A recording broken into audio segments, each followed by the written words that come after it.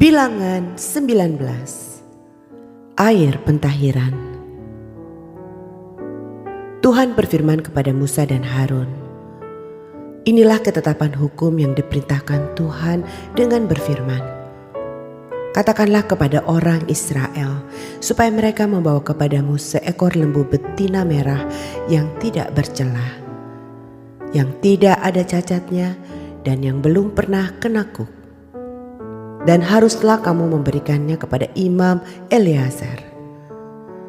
Maka lembu itu harus dibawa keluar tempat perkemahan lalu disembelih di depan imam. Kemudian Imam Eleazar harus mengambil dengan jarinya sedikit dari darah lembu itu. Lalu haruslah ia memercikan sedikit ke arah sebelah depan kemah pertemuan sampai 7 kali. Sesudah itu haruslah lembu itu dibakar habis di depan mata imam. Kulitnya, dagingnya dan darahnya haruslah dibakar habis bersama-sama dengan kotorannya. Dan imam haruslah mengambil kayu aras, hisop dan kain kirmisi dan melemparkannya ke tengah-tengah api yang membakar habis lembu itu. Kemudian haruslah imam mencuci pakaiannya dan membasuh tubuhnya dengan air. Sesudah itu masuk ke tempat perkemahan, dan imam itu najis sampai matahari terbenam. Orang yang membakar habis lembu itu haruslah mencuci pakaiannya dengan air dan membasuh tubuhnya dengan air, dan ia najis sampai matahari terbenam. Maka seorang yang tahir haruslah mengumpulkan abu lembu itu dan menaruhnya pada suatu tempat yang tahir di luar tempat perkemahan, supaya semuanya itu tinggal tersimpan bagi umat Israel untuk membuat air pentahiran. Itulah penghapus dosa. Dan orang yang mengumpulkan abu lembu itu haruslah mencuci pakaiannya dan ia najis sampai matahari terbenam. Itulah suatu ketetapan untuk selama-lamanya bagi orang Israel dan bagi orang asing yang tinggal di tengah-tengahmu. Orang yang kena kepada mayat, ia najis 7 hari lamanya. Ia harus menghapus dosa dari dirinya dengan air itu pada hari yang ketiga, dan pada hari yang ketujuh ia tahir. Tetapi jika pada hari yang ketiga ia tidak menghapus dosa dari dirinya, maka tidaklah ia tahir pada hari yang ketujuh. Setiap orang yang kena kepada mayat, yaitu tubuh manusia yang telah mati, dan tidak menghapus dosa dari dirinya, ia menajiskan kemah suci Tuhan, dan orang itu haruslah dilenyapkan dari Israel, karena air pentahiran tidak disiramkan kepadanya. Maka ia najis, kenajisannya masih melekat padanya. Inilah hukumnya apabila seseorang mati dalam suatu kemah. Setiap orang yang masuk ke dalam kemah itu dan segala yang di dalam kemah itu najis 7 hari lamanya. Setiap bejana yang terbuka yang tidak ada kain penutup terikat di atasnya adalah najis. Juga setiap orang yang di padang yang kena kepada seorang yang mati terbunuh oleh pedang atau kepada mayat atau kepada tulang-tulang seorang manusia atau kepada kubur, orang itu najis 7 hari lamanya. Bagi orang yang najis haruslah diambil sedikit abu dari korban penghapus dosa yang dibakar habis. Lalu di dalam bejana abu itu dibubuhi air mengalir. Kemudian seorang yang tahir haruslah mengambil hisop, mencelupkannya ke dalam air itu dan memercikannya ke atas kemah dan ke atas segala bejana dan ke atas orang-orang yang ada di sana dan ke atas orang yang telah kena kepada tulang-tulang atau kepada orang yang mati terbunuh atau kepada mayat atau kepada kubur itu.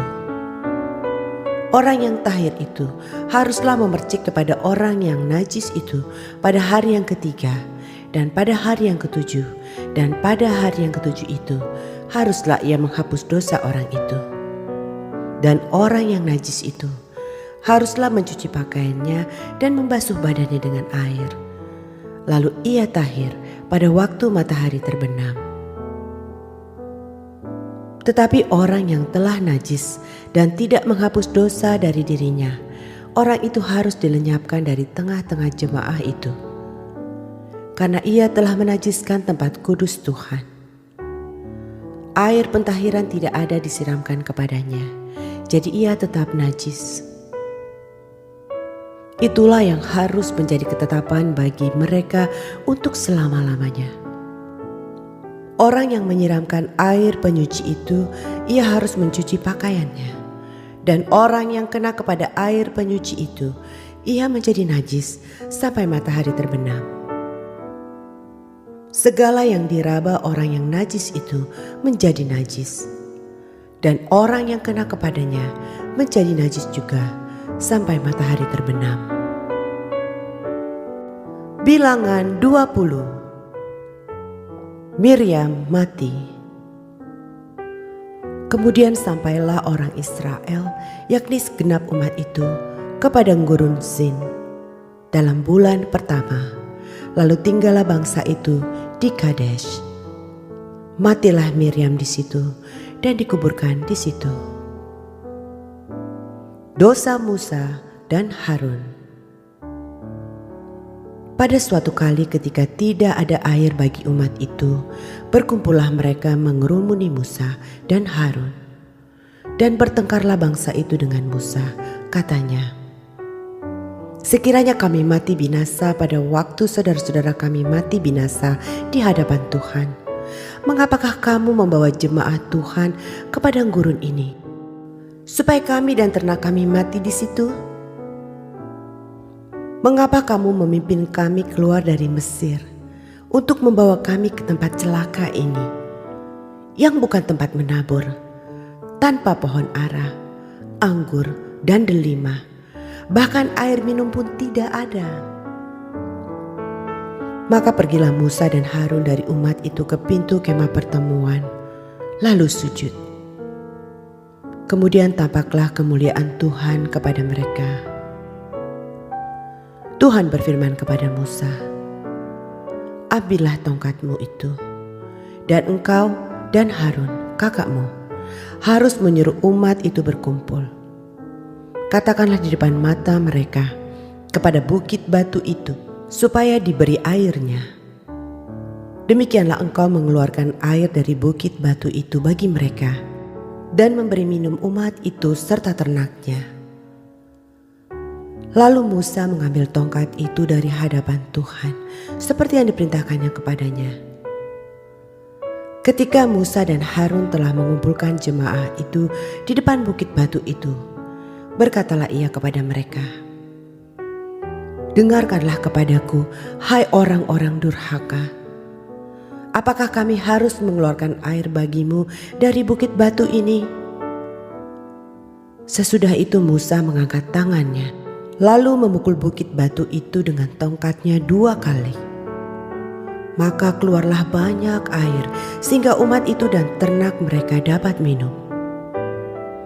Tetapi Tuhan berfirman kepada Musa dan Harun, "Karena kamu tidak percaya kepadaku dan tidak menghormati kekudusanku di depan mata orang Israel, itulah sebabnya kamu tidak akan membawa jemaah ini masuk ke negeri yang akan kuberikan kepada mereka." Itulah mata air Meribah, tempat orang Israel bertengkar dengan Tuhan, dan ia menunjukkan kekudusannya di antara mereka. Edom menolak permintaan orang Israel melalui negerinya. Kemudian Musa mengirim utusan dari Kades kepada Raja Edom dengan pesan, "Beginilah perkataan saudaramu Israel. Engkau tahu segala kesusahan yang telah menimpa kami. Bahkan nenek moyang kami pergi ke Mesir, dan kami lama diam di Mesir, dan kami dan nenek moyang kami diperlakukan dengan jahat oleh orang Mesir. Bahwa kami berteriak kepada Tuhan, dan ia mendengarkan suara kami, mengutus seorang malaikat dan menuntun kami keluar dari Mesir. Sekarang ini kami ada di Kades, sebuah kota di tepi perbatasanmu. izinkanlah kiranya kami melalui negerimu. Kami tidak akan berjalan melalui ladang-ladang dan kebun-kebun anggurmu, dan kami tidak akan minum air sumurmu. Jalan besar saja akan kami jalani dengan tidak menyimpang ke kanan atau ke kiri, sampai kami melalui batas daerahmu. Tetapi orang Edom berkata kepada mereka, "Tidak boleh kamu melalui daerah kami. Nanti kami keluar menjumpai kamu dengan pedang." Lalu berkatalah orang Israel kepadanya, "Kami akan berjalan melalui jalan raya, dan jika kami dan ternak kami minum airmu, maka kami akan membayar uangnya. Asal kami diizinkan lalu dengan berjalan kaki, hanya itu saja." Tetapi jawab mereka, "Tidak boleh kamu lalu." Maka keluarlah orang Edom menghadapi mereka dengan banyak rakyatnya dan dengan tentara yang kuat. Ketika orang Edom tidak mau mengizinkan orang Israel lalu dari daerahnya, maka orang Israel menyimpang meninggalkannya. Harun mati. Setelah mereka berangkat dari Kades, sampailah segenap umat Israel ke Gunung Hor. Lalu berkatalah Tuhan kepada Musa dan Harun dekat Gunung Hor di perbatasan tanah Edom. Harun akan dikumpulkan kepada kaum leluhurnya, sebab ia tidak akan masuk ke negeri yang kuberikan kepada orang Israel. Karena kamu berdua telah mendurhaka kepada titahku dekat mata air Meriba. Panggillah Harun dan Eleazar anaknya, dan bawalah mereka naik ke Gunung Hor. Tanggalkanlah pakaian Harun dan kenakanlah itu kepada Eleazar anaknya. Kemudian Harun akan dikumpulkan kepada kaum leluhurnya dan mati di sana. Lalu Musa melakukan seperti yang diperintahkan Tuhan. Mereka naik ke Gunung Hor, sedang segenap umat itu memandangnya.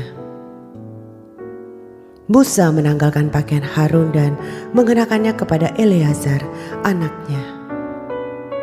Lalu matilah Harun di puncak gunung itu. Kemudian Musa dengan Eleazar turun dari gunung itu.